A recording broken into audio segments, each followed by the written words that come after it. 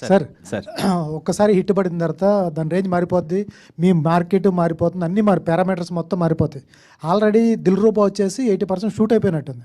అవును sir, almost ఫిబ్రవరికి release అనుకుంటున్నాను. ఎవరి ప్లానింగ్ సార్. మరి కా వచ్చి బ్లాక్ బాస్టర్ వచ్చేసి 50 crores దాటిపోయింది. దిల్ రూపా వచ్చేసి మామూలు బడ్జెట్లో వచ్చి ఉంటుంది, మామూలు బడ్జెట్లో తీసి ఉంటారు. కిరణ్ కా ముందు తీసింది కాబట్టి మరి ఎట్లా చేస్తారు, ఎట్లా మేనేజ్ చేస్తారు దానికి దీనికి? సార్ నేను I want to clear one thing sir.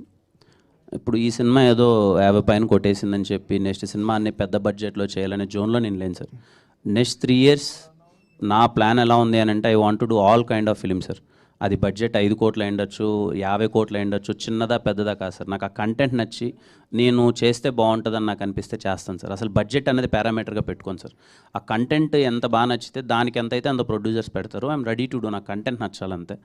పెద్ద స్కేల్ చేయాలి చిన్న స్కేల్ అని కాదు సార్. యాజ్ ఎ యంగ్ యాక్టర్గా I want to enjoy all kind of genres and కొత్త ఫిలిమ్స్ చేద్దాం అనే ప్రయత్నంలో ఉన్నాను సార్. అట్లాగా సార్ 50 కోట్లు వచ్చిన తర్వాత ఒక భారీ స్కేల్లో 15 కోట్లతో తీసిన తర్వాత మళ్ళీ 2 కోట్లు 3 కోట్లు 5 కోట్లతో సినిమా చూస్తే ఆడియన్స్ ఆ కళ్ళతో చూసిన చూసిన వాళ్ళు దిల్ రూపా అలా చూస్తారా సార్? దిల్ రూబా దీనికంటే బడ్జెట్ ఎక్కువ సార్. అవునా? అయ్యో Dilruba Dilruba is made up with budget చెప్పకూడదులే కానీ చాలా పెద్దగా అవుతుంది sir Dilruba. And Shivam celluloid production Saregama first time they're coming to Telugu with me. అది చాలా మంచి విషయం సార్. అంటే సరిగమ హిందీలో సినిమాలు తీసింది అండ్ మలయాళంలో తీశారు, తెలుగులో ఫస్ట్ టైం నాతో లాంచ్ అవుతున్నారు. It's a very big thing. చాలా పెద్దగా తీశారు సినిమా. అది ఈ ప్లాట్ఫామ్ కాదనుకుంటా దాని గురించి డిస్కషన్. విత్ ఇన్ 2 weeks త్వరలో వీళ్ళు అనౌన్స్ ఇట్.